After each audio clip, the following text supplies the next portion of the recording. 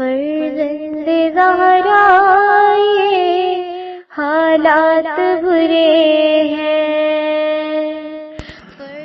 کاشانۂ بصیرت ایک ایسا مکمل یوٹیوب چینل جس پر محروم بصارت کے لیے بالخصوص اور تمام افراد کے لیے بالعموم سینکڑوں کی تعداد میں اسلامی کتب دستیاب ہیں۔ لہذا گزارش ہے کہ آپ اپنی ذمہ داری نبھاتے ہوئے کاشانۂ بصیرت کو سبسکرائب کرنے کے ساتھ ساتھ بیل آئیکن کو پریس کیجیے تاکہ آپ علم کے حصول کے ساتھ ساتھ مذہب اہل بیت کی اشاعت میں بھی اہم کردار ادا کرتے رہیں۔ کاشانۂ بصیرت، کاشانۂ بصیرت، کاشانۂ بصیرت۔ فرزند زہرا یہ حالات برے ہیں۔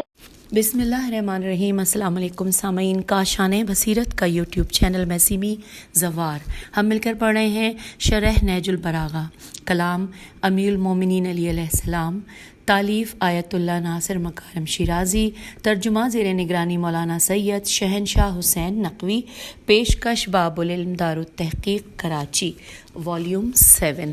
ریڈنگ کا ہے یہ پارٹ نمبر 29۔ ہم خطبہ نمبر 192 پڑھ رہے ہیں۔ اس کے 9 حصے مکمل کر چکے ہیں۔ جیسا کہ آپ کو آغاز میں بتایا تھا کہ اس کے 20، 21 یا 22 تقریباً اتنے ہی اس کے حصے ہیں۔ ہم 10ویں حصے پر پہنچے ہیں۔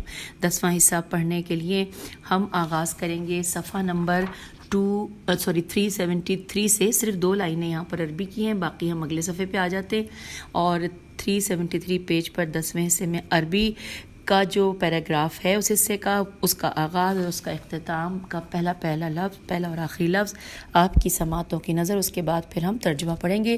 وَلَوْ أَرَادَ سُبْحَانَهُ یہاں سے شروع ہوا ہے اور ختم ہو رہا ہے وَأَسْبَابًا ذُلُولًا لِأَفْوَاهِ یہاں پر ختم ہوتا ہے۔ آئیے ہم ترجمہ پڑھ رہے ہیں پیج 374 پر اور آگے شرح و تفسیر پیج 375 پہ پڑھیں گے۔ ترجمہ انورٹڈ کاما۔ اگر خداوند عالم یہ چاہتا کہ وہ اپنا مقدس گھر اور بلند پایا عبادت گاہیں ایسی جگہ پر بنائے کہ جس کے گرد باغ اور چمن کی قطاریں اور بہتی ہوئی نہریں ہوں، زمین نرم اور ہموار ہو کہ جس میں درختوں کے جھنڈ اور ان میں جھکے ہوئے پھلوں کے خوشے ہوں، جہاں عمارتوں کا جال بچھا ہوا ہو اور آبادیوں کا سلسلہ ملا ہوا ہو، جہاں سرخی مائل گیہوں کے پودے، سرسبز مرغزار چمن، پانی میں شرابور میدان، لہلہاتے ہوئے کھیت اور آباد گزرگاہیں ہوں، تو البتہ وہ جزا و سزا کو اسی اندازے سے کم کر دیتا جس اندازے سے ابتلا الف پہ تے لام الف ابتلا اور آزمائش میں کمی ہوئی ہے۔ اگر وہ بنیاد کہ جس پر اس گھر کی تعمیر ہوئی ہے اور وہ پتھر کہ جس پر اس کی عمارت اٹھائی گئی ہے سبز زمرد اور سرخ یاقوت کے ہوتے اور ان میں نور و ضیاء کی تابانی ہوتی، تو یہ چیزیں سینوں میں شک و شبہات کے ٹکراؤ کو کم کر دیتی اور دلوں سے شیطان کی دوڑ دھوپ کا اثر مٹا دیتی اور لوگوں سے شکوک کے خلجان خیلام جیم الف نون کو دور کر دیتی۔ لیکن اللہ اپنے بندوں کو گناگوں سختیوں سے آزماتا ہے اور ان سے ایسی عبادت کا خواہاں ہے کہ جو طرح طرح کی مشقتوں سے بجا لائی گئی ہوں، اور انہیں قسم قسم کی ناگواریوں سے جانچتا ہے تاکہ ان کے نفوس میں عجز و انکساری کو جگہ دے، اور یہ کہ اس ابتلا اور آزمائش کی راہ سے اپنے فضل و امتنان الف میم تے نون الف نون امتنان کے کھلے ہوئے دروازوں تک انہیں پہنچائے اور انہیں اپنی معافی و بخشش کا آسان وسیلہ و ذریعہ قرار دے۔ اور اب یہاں پر ترجمہ مکمل ہو گیا۔ آئیے شرح و تفسیر پڑھتے ہیں۔ ہیڈنگ ہے آخر کعبہ سرسبز و شاداب باغات کے درمیان کیوں نہیں؟ یہ سوالیہ نشان ہے اور یہی ہیڈنگ ہے۔ امام علیہ السلام گزشتہ بحث کی تکمیل کے سلسلے میں خطبے کے اس حصے میں اس نقطے کی طرف اشارہ فرماتے ہیں کہ اگر خدا چاہتا تو خانہ کعبہ پرفضا و سرسبز و شاداب جگہ پر بنا سکتا تھا اور اس کی عمارت کو قیمتی پتھروں سے سجا سکتا تھا، لیکن اس نے ایسا اس لیے نہیں کیا کہ کہیں لوگ اس کے مادی پہلوؤں کو اہمیت دینا شروع نہ کر دیں اور ان کا اجر و ثواب گھٹ جائے۔ اور امام علیہ السلام نے اس سلسلے میں یوں فصاحت کے ساتھ بیان فرمایا جس کی نظیر نہیں ملتی۔ چنانچہ آپ علیہ السلام فرماتے ہیں، آئیے ہم اس کا ترجمہ اس حصے کا جو کہ یہاں پہ شرح میں موجود ہے، جتنا حصہ انورٹڈ کاما کہ اگر خدا بند عالم یہ چاہتا کہ وہ اپنا مقدس گھر اور بلند پایا عبادت گاہیں ایسی جگہ پر بنائے کہ جس کے گرد باغ اور چمن کی قطاریں اور بہتی ہوئی نہریں ہوں، زمین نرم اور ہموار ہو کہ جس میں درختوں کے جھنڈ اور ان میں جھکے ہوئے پھلوں کے خوشے ہوں، جہاں عمارتوں کا جال بچھا ہوا ہو اور آبادیوں کا سلسلہ ملا ہوا ہو، جہاں سرخی مائل گیہوں کے پودے، سرسبز مرغزار چمن، پانی میں شرابور میدان، لہلہاتے ہوئے کھیت اور آباد گزرگاہیں ہوں، تو البتہ وہ جزا اور سزا کو اسی اندازے سے کم کر دیتا جس اندازے سے ابتلا اور آزمائش میں کمی ہوئی ہے۔ Inverted comma close. امام علیہ السلام نے ایک سرسبز و خرم علاقے کی 12 مختلف اوصاف کے ہمراہ خوبصورت اور دقیق تصویر کشی فرماتے ہوئے تمام باتیں کہہ ڈالیں اور تمام باریکیوں کے ساتھ اس علاقے کی خوبصورتیوں کی جانب اشارہ کیا اور فصاحت و بلاغت کو اس کی معراج پر پہنچا دیا۔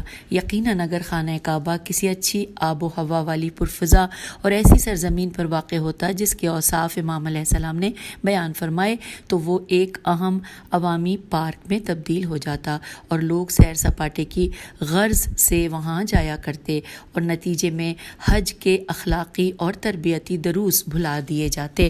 پھر امام علیہ السلام عالی مقام خانہ کعبہ کی عمارت کے بارے میں فرماتے ہیں انورٹڈ کاما کہ اگر وہ بنیاد کے جس پر اس گھر کی تعمیر ہوئی ہے اور وہ پتھر کے جس پر اس کی عمارت اٹھائی گئی ہے سبز زمرد اور سرخ یاقوت کے ہوتے اور ان میں نور و ضیاء کی تابانی ہوتی تو یہ چیزیں سینوں میں شک و شبہات کے ٹکراؤ کو کم کر دیتی اور دلوں سے شیطان کی دوڑ دھوپ کا اثر مٹا دیتی اور لوگوں سے شکوک کے خلجان کو دور کر دیتی، خیلام جیم الف نون کو دور کر دیتی۔ Inverted comma close.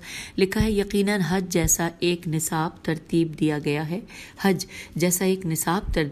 گیا ہے جس کے زیر سایہ انسان خواہشات نفسانی اور شیطانی وسوسوں کا مقابلہ کر سکتا ہے، اور جب ان مراسم اور مناسک میں دلچسپی کا سامان ہو تو یہ مقابلہ کمزور پڑ جائے گا، لیکن اگر یہ مناسک زحمت و مشقت کے ساتھ خشک اور سادہ ماحول میں منعقد ہوں تو شیطانی وسوسے اور خواہشات نفسانی سر اٹھانے لگتے ہیں، تو ایسے میں شدت کا رن پڑتا ہے اور با ایمان طاقتور اور قوی ہو جاتے ہیں اور حج کے تربیتی اثرات ان میں نمایاں ہونے لگتے ہیں۔ اب یہاں لکھا ہے کہ مسارعۃ الشک، میم صاد الف رے عین تے اور الف لام شین کاف، مسا میم پہ پیش ہے، صاد پہ زبر ہے، باقی سب چیزوں پہ زبر ہے اور شین کے سب پہ اس کے ساتھ تشدید بھی ہے، تو مسارعۃ الشک سے مقصود اندرونی وسوسوں اور شکوک و تردد کا قلب مومن سے مقابلہ کرنا، اور جو یہ جملہ ہے مجاہدت ابلیسا سے مقصود شیطان کے بیرونی وسوسے ہیں، اور معتلجر ریبا میم عین تے لام جیم معتلجر ریبے سے مقصود تردد کی موجوں کا تلاطم ہے جو کہ بعض مواقع پر تکلیف دہ شرعی احکام کی بجاوری کے وقت مومنوں کو ہلا کر رکھ دیتا ہے۔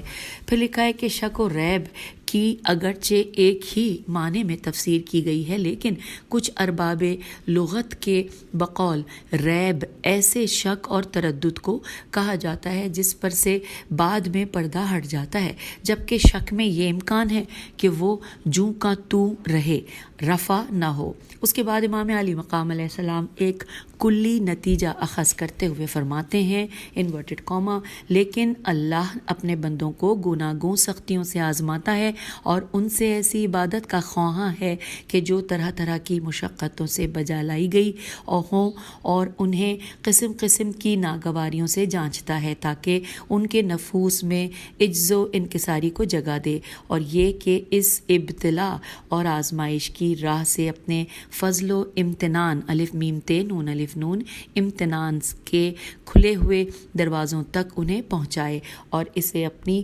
معافی و بخشش کا آسان وسیلہ و ذریعہ قرار دے، انورٹڈ کاما کلوز۔ یہ اس جانب اشارہ ہے کہ نماز، روزہ، حج، جہاد، زکوٰۃ، خمس اور اسی طرح ممنوعات اور خواہشات نفسانی کا ترک کرنا ایسے امور ہیں جو غالباً بھاری اور زحمت سے پر ہیں۔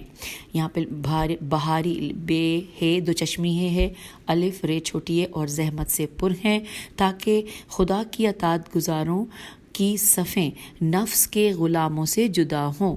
اگر اس کے علاوہ کوئی مقصد ہوتا تو ہرگز یہ جدائی واقع نہیں ہوتی۔ آئیے پیج نمبر 378 پر ہم آ گئے۔ ساتھ ہی لکھا ہے کہ شدائد، مجاہد اور مکارہ، یہ تین لفظ ہیں۔ شدائد شین دال الف حمزہ دال، دوسرا ہے مجاہد میم پہ فتح ہے میم جیم الف ہے دال، اور مکارہ میم پہ فتح ہے میم کاف الف رے ہے۔ اگرچہ ایک دوسرے سے ملتے جلتے مفاہیم کے حامل ہیں اور ان سب کا اشارہ سخت اور دشوار کاموں کی جانب ہے، لیکن اس سختی اور دشواری کو تین زاویوں سے ملاحظہ کیا جا سکتا ہے۔ کبھی یہ برداشت کرنے کی متقاضی ہے تو کبھی بردباری کی خواہاں ہے اور کبھی صبر و استقامت کا مطالبہ کرتی ہے۔ قابل توجہ بات یہ ہے کہ امام علیہ السلام اس امر کے لیے 4 نتائج کو بیان فرمایا۔ امام علیہ السلام نے اس امر کے لیے 4 نتائج کو بیان فرمایا جو ایک دوسرے کے لیے لازم و ملزوم ہیں۔ نمبر 1، دلوں سے تکبر کو نکال باہر کرنا۔ نمبر 2، خضوع اور انکساری کو کبر و غرور کا جانشین بنا دینا۔ نمبر 3، بہشت کے دروازے کھولنا، اور نمبر 4، خدا کی رحمت اور معافی کا شامل حال ہونا۔ سامعین، یہاں پر شرح و تفصیل مکمل ہوئی۔ اب ہم پڑھنے جا رہے ہیں نقطہ۔ نقطے میں ہیڈنگ ہے افضل الاعمال احمزھا۔ لکھا ہے کہ اس سے بیشتر جو کچھ امام علی مقام علیہ السلام کے کلام میں گزرا وہ وہی چیز ہے جو روایات میں افضل الاعمال احمزھا کے عنوان کے ذیل میں وارد ہوئی ہے، اور حوالہ ہے بہار الانوار جلد نمبر 27 صفحہ نمبر 191۔ یہ حدیث جو کہ پیغمبر اکرم صلی اللہ علیہ وآلہ وسلم سے نقل ہوئی ہے، اس بات کی نشاندہی کرتی ہے کہ خدا کی اطاعت اور اعمال خیر کی انجام دہی جسمانی اور روحانی طور پر جتنی زیادہ گراں ہو اتنا ہی اس کی فضیلت و ثواب زیادہ ہوگا۔ اور پھر ساتھ ہی لکھا ہے لفظ احمزو الف ہے میم زے، الف کے اوپر فتح ہے جو ہے وہ اس کے اوپر جزم ہے، میم پہ فتح ہے اور زے کے اوپر پیش ہے، تو احمزو کے ساتھ ہی لکھا ہے کہ احمزو حمز ہے کے مادے سے ہے جو کہ جلن، سوزش، تیزی اور سختی کے معنی میں ہے، اور اس تعبیر سے پتہ چلتا ہے کہ زحمت اور سختی سے پر اعمال خدا کی نظر میں زیادہ قابل قدر ہیں۔ اس کی وجہ بھی واضح ہے کیونکہ ایسے اعمال کے لیے جسمانی اور روحانی لحاظ سے زیادہ توانائی کی ضرورت پڑتی ہے، اور ہم جانتے ہیں کہ اعمال کی جزا اعمال کی انجام دہی پر صرف کی گئی سواد سے ہے، صرف کی گئی توانائیوں کے مطابق ہے۔ اس توانائی کا تعلق ہمیشہ جسم سے نہیں جیسے کہ پیدل حج پر جانا، بلکہ اکثر اوقات اس میں روحانی پہلو بھی پایا جاتا ہے، جیسے عمل کا خالص ہونا، اس طرح سے کہ اس عمل میں غیر خدا کا ادنا سے بھی شائبہ نہ ہو۔ یہ آسان کام نہیں ہے، یا ایسے موقع پر کہ جب روح سرکشی پر اتر آئی ہو، انکساری کا مظاہرہ کرنا بہت سخت مرحلہ ہے، اور یہی چیز باعث بنی کہ شیطان اس کا متحمل نہیں ہوا اور اس نے خدا کی بندگی کی ڈور کو ہمیشہ کے لیے توڑ ڈالا۔ ہم آگے ہیں پڑھتے ہوئے پیج 379 پہ۔ یہ سختیاں ایک طرف تو اجر عظیم کا باعث ہیں تو دوسری طرف انسانی نفسوں کی تربیت کرتی ہیں اور انہیں تقویت دیتی ہیں، اور یہ جو ریاضتیں نفس کی طہارت، قوت اور توانائی کا سبب ہے، ان کا سرچشمہ یہی سختیاں ہی ہیں۔ کبر اور تعصب کا مقابلہ، جو کہ اس خطبے کا اصل موضوع ہے، افضل الاعمال احمدھا کا واضح مصداق ہے۔ نیز خشک اور سلگتی سرزمین پر خانہ کعبہ کی زیارت اپنے مخصوص مناسک کے ہمراہ آدمی کے نفس پر شاق گزرتی ہے، شین الف قاف، شاق گزرتی ہے، اور حالت احرام سے محرمات سے لے کر صفا و مروہ کے مابین سعی، خانہ کعبہ کا طواف، عرفات، مشعر اور منا، میم شین عین رے، اور منا میں قیام تک کے مراحل ان سختیوں کے مصداق ہیں۔ یہاں پر نقطہ بھی مکمل ہو گیا، اور اب ہم 11واں حصہ پڑھنے جا رہے ہیں خطبہ 192 کا۔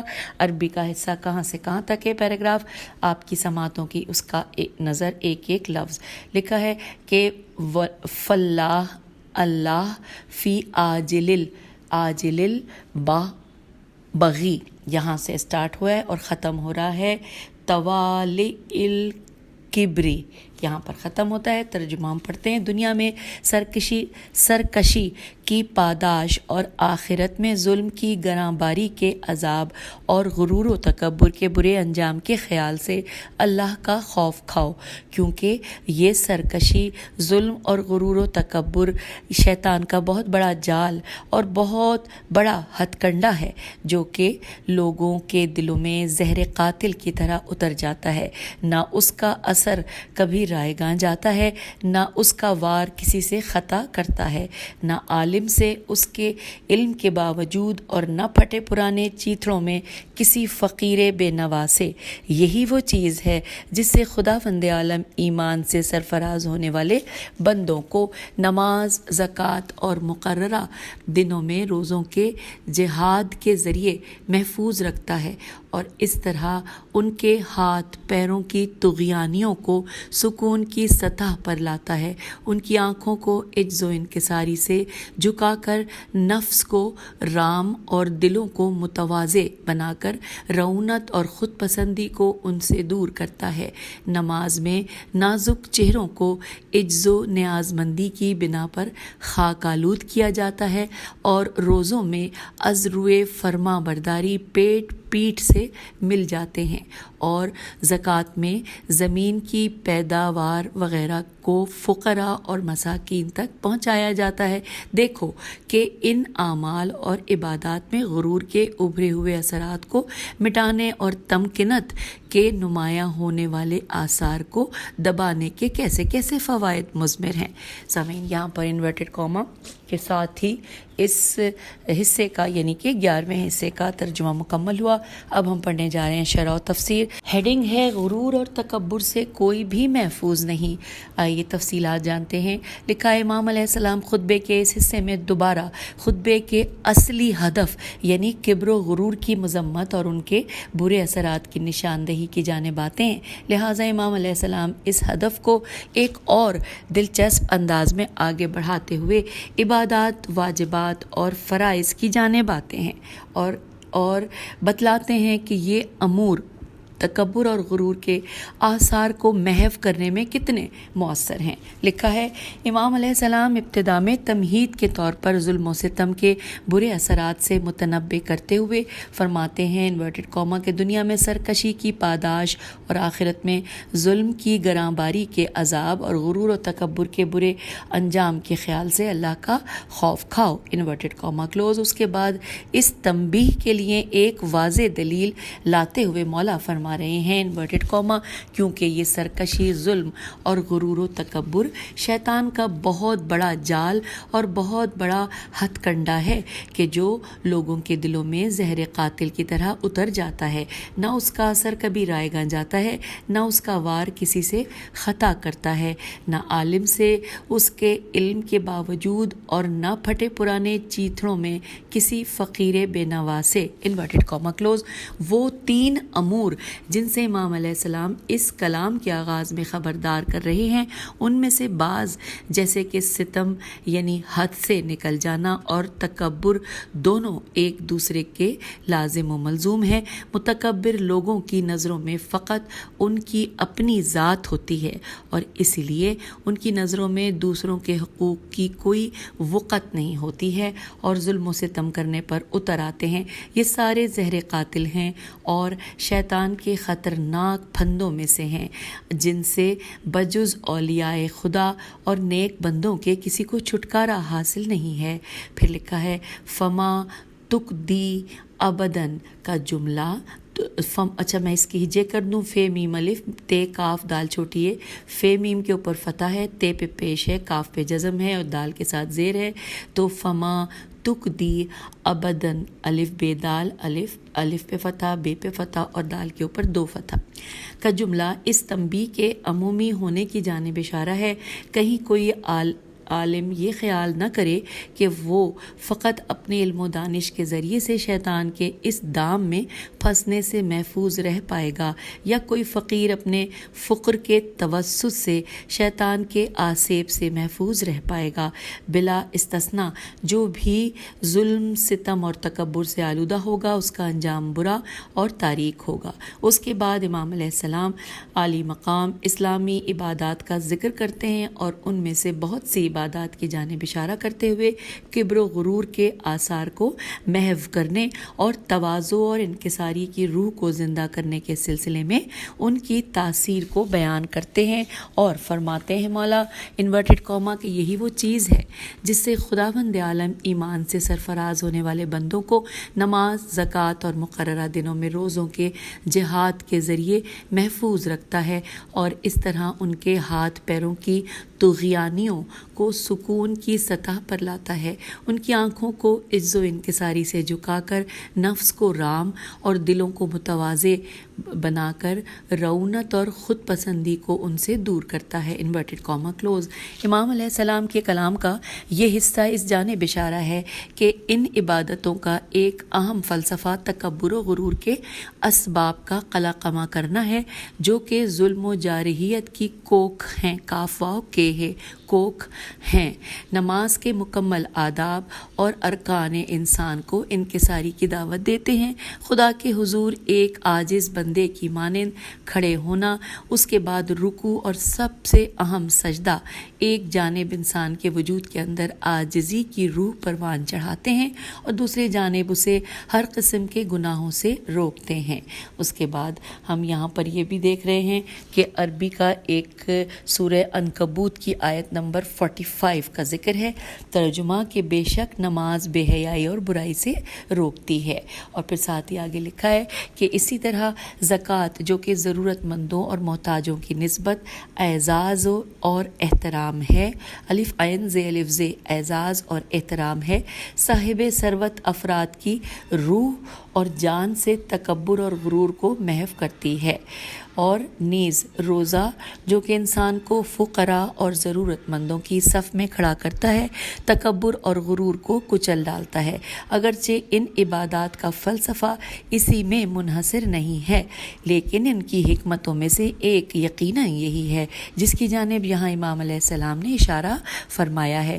تمام اسلامی روایات میں بھی اسی معنی کی جانب اشارہ ہوا ہے، جیسا کہ حضرت امام علی بن موسیٰ رضا علیہ السلام کی روایت میں ہے۔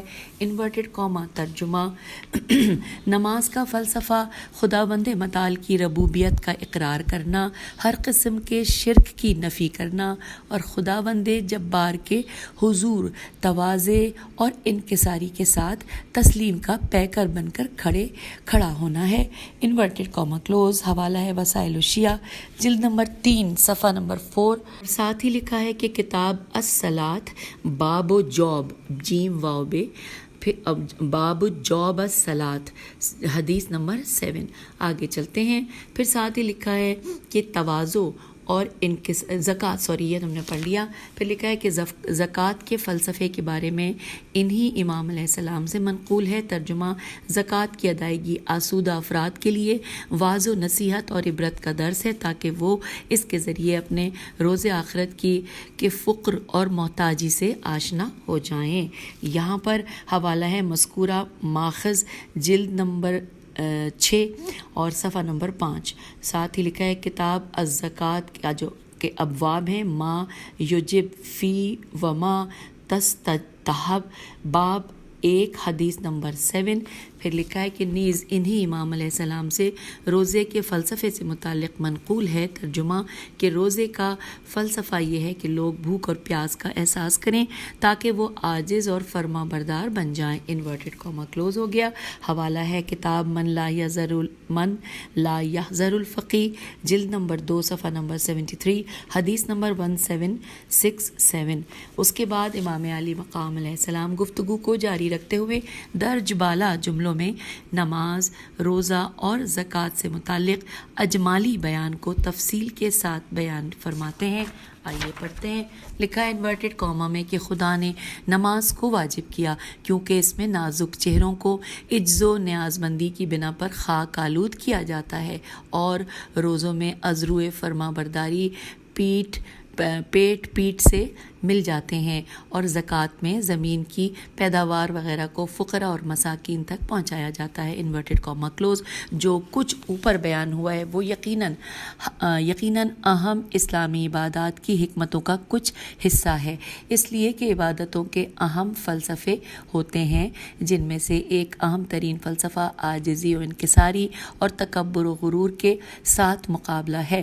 نماز میں برائیوں سے نہیں نون ہے چھوٹیے اور روزے کے زیر سایہ تقوی اور اخلاص کی روح کا پروان چڑھانا اور زکوٰۃ میں طبقاتی اختلافات کی آفت کے ساتھ جنگ ناقابل انکار فلسفے اور حکمتیں ہیں. اگلے پیراگراف میں ہے کہ اسلامی روایات میں بھی ان امور کی جانب اشارے موجود ہیں. حضرت امام محمد باقر علیہ السلام سے منقول حدیث میں ہم پڑھتے ہیں کہ خدا تعالیٰ نے حضرت موسیٰ علیہ السلام کو وحی کی، کیا تم جانتے ہو کہ میں نے مخلوقات میں سے بات کرنے کے لیے تمہیں کیوں چنا؟ موسیٰ علیہ السلام نے عرض کی کہ اے پروردگار میں نہیں جانتا. تو خدا نے فرمایا انورٹڈ کاما کہ اے موسیٰ میں نے اپنے تمام بندوں کو الٹ پھیر کیا تو میں نے کسی کو اپنے مقابل تجھ سا عاجز نہیں پایا. اے موسیٰ جب تم نماز پڑھتے ہو تو اپنی صورت کے دونوں اطراف کو خاک پر رکھتے ہو. Inverted comma close. حوالہ ہے کتاب من لا یحذر الفقی جلد نمبر 2 صفحہ نمبر 363. اس فقرے کے اختتام پر امام علیہ السلام ایک کلی نتیجہ خاص کرتے ہوئے فرماتے ہیں انورٹڈ کاما کہ دیکھو کہ ان اعمال اور عبادات میں بریکٹ میں لکھا ہے کہ نماز، روزہ، زکوٰۃ اور سجدہ بریکٹ کلوز میں غرور کے ابھرے ہوئے اثرات کو مٹانے اور تمکنت کے نمایاں ہونے والے آثار کو دبانے کے کیسے کیسے فوائد مضمر ہیں. Inverted comma close. یہ بات بھی قابل توجہ ہے کہ ان عبادتوں میں سے بعض عبادتیں روزانہ دہرائی جاتی ہیں تاکہ کوئی بھی دن غرور و تکبر کے زوال کے عمل سے خالی نہ رہے. یہاں پر یہ پیج مکمل ہوا. 384 ہم پیج پہ پہنچ گئے تھے اور یہاں پر ہم نے مکمل کر لیے ہے شرح و تفسیر. اور اب ہم خطبہ 192 کا جو 11واں حصہ جس کی ہم نے پڑھ لی، ترجمہ بھی پڑھا، شرح و تفسیر بھی پڑھ لی، اور اب ہم اس کا پڑھنے جا رہے ہیں نقطہ. اور اس میں ہیڈنگ ہے عبادات کا فلسفہ. لکھا ہے کہ بے شک خداوند تعالیٰ ہماری اور فرشتوں کی عبادت سے بے نیاز ہے، اور اگر تمام اہل جہاں مل کر بھی اس پر ایمان لے آئیں یا اس کا انکار کرے تو بھی اس کے جاہ و جلال میں کسی قسم کی کمی یا بیشی واقع نہیں ہوگی.